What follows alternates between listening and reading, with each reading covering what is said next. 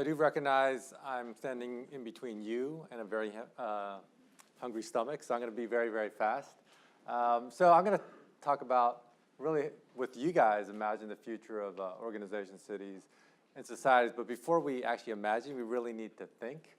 I'm going to sort of propose you should try to actually be a Cubist thinker. So what I mean by that is trying to weave together both your personal, professional, and intellectual strands into sort of your unique way of thinking. So for me, my strands, the first brushstroke is that I'm an immigrant, and that sort of affected my way of thinking. My undergraduate degree was in aerospace engineering, so thinking like an engineer also is another sort of brushstroke.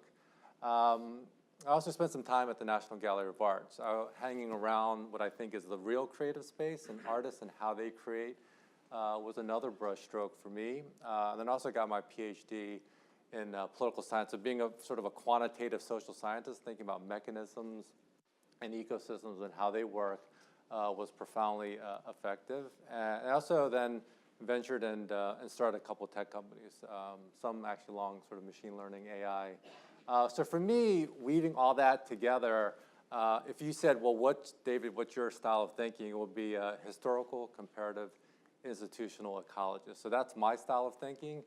And it's sort of interesting to think, well, what is your style of thinking? And we can dive into that a little bit during the breakout session. So if I'm going to use that framework to imagine the future of cities, first we need to think about the past. So we're going to take a really short but very long journey. So if you go back to 180, this is just tracking the top 10 cities by population. So it's interesting if you go from 180 and see where the geographic distribution of these cities are.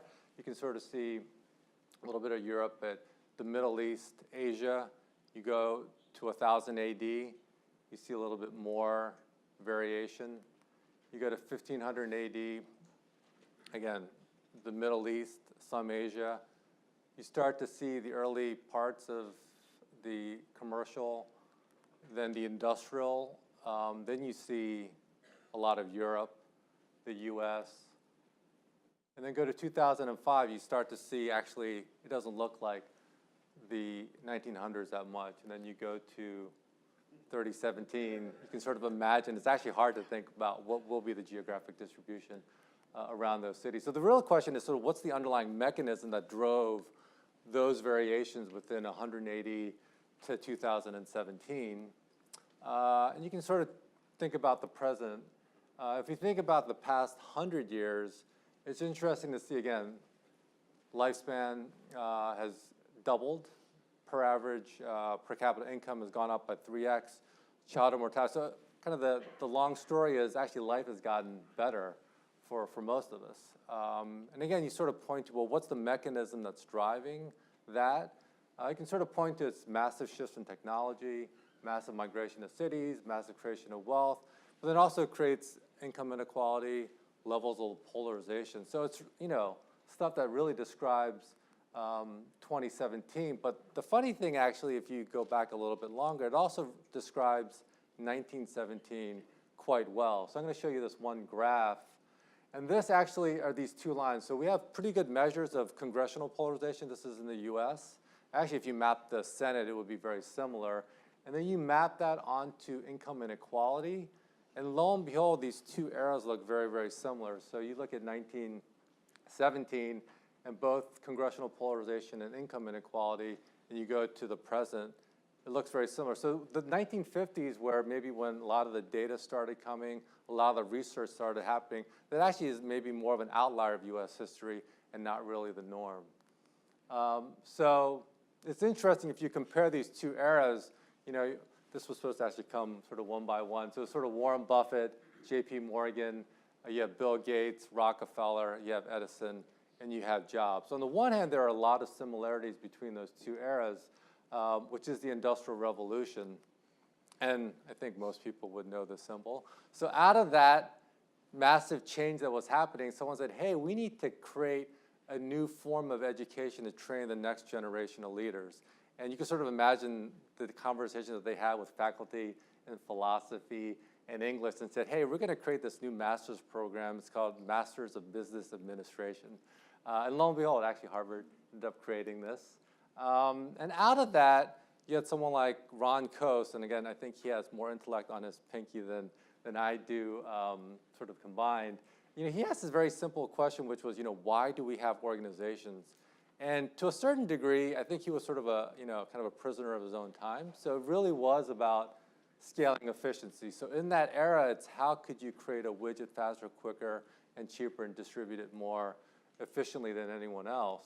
But John Hagel and some others have been thinking about it. It's also written in HBR, sort of in this transition that we're happening now, what I'm calling sort of this post-digital era.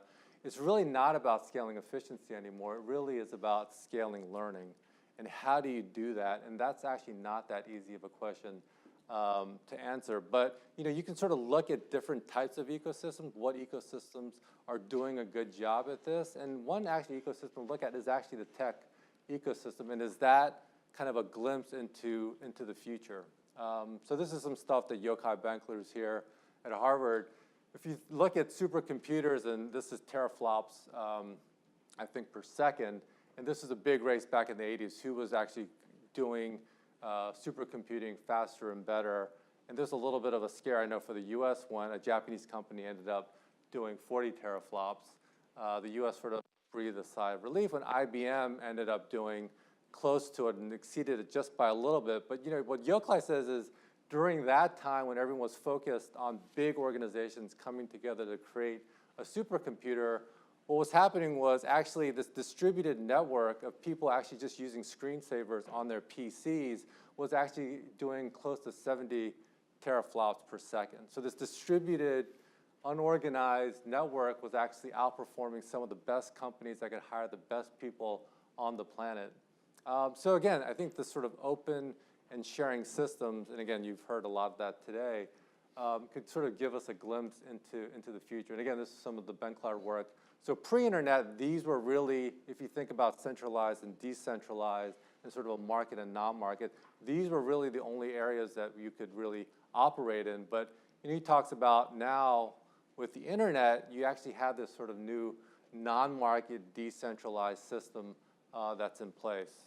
So again, he talks about this example. Again, a priori, if you said you're going to have a bunch of hobbyists, they're not going to get paid, they're going to build an operating system of some sort, and you have the most powerful capitalized company. Again, they can hire the best people that are coming out of Harvard, MIT.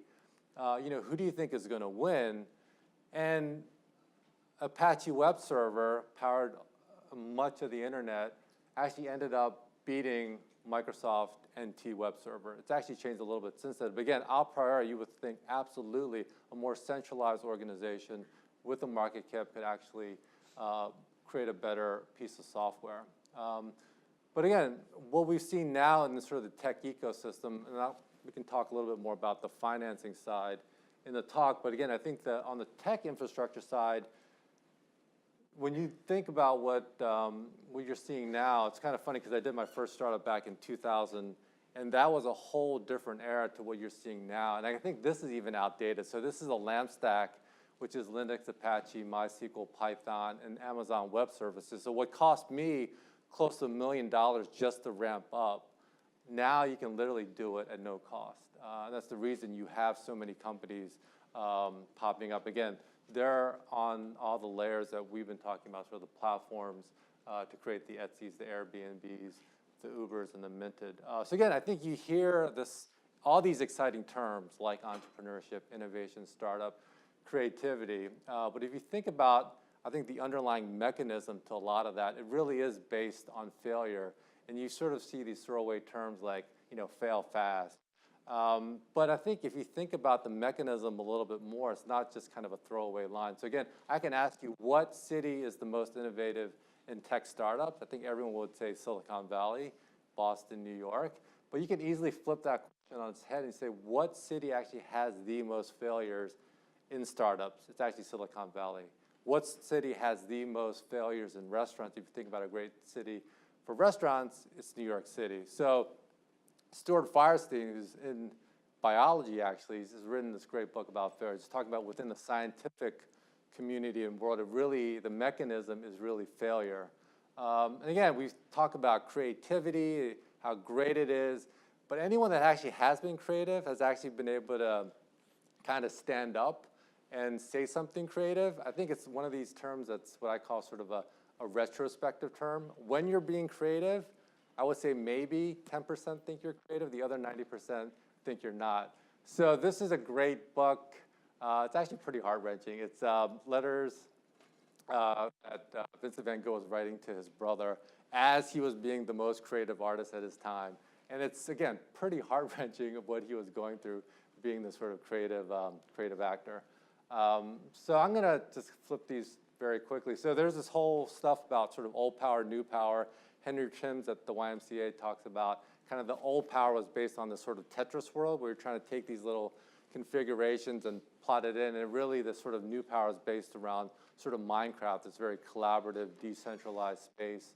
And he kind of goes through some of the characteristics between sort of old and new power. And then again, we think about sort of platforms and works. The internet is an obvious one. But again, we can think about society as a platform, cities as a platform. And if we think about, do we have a $5 trillion company at this point? You could say, yes, actually, the US, we actually have more than $5 trillion. So there are platforms that are creating wealth at a pretty big level. So organizations as a platform. Again, I think you have to think about the underlying mechanism that drives a lot of this stuff. So you can embrace openness, but there's going to be potentially a lot of chaos around it. So creativity, vulnerability, innovation, failure, collaboration, requires empathy, requires time. Design, you have to kind of think and act sideways, trying to break down silos. Community, you have to build trust around it. And then really, then you have to think about what's the mechanism that's going to fund the next society, the next organization, the next society, the next city. So what I'll try to touch on in the breakout is thinking about, well, what is the future of capitalism? How do we potentially pre-distribute wealth and not redistribute it? And are there versions of what I'm calling sort of co-op capitalism that could fund this next generation? Thank you.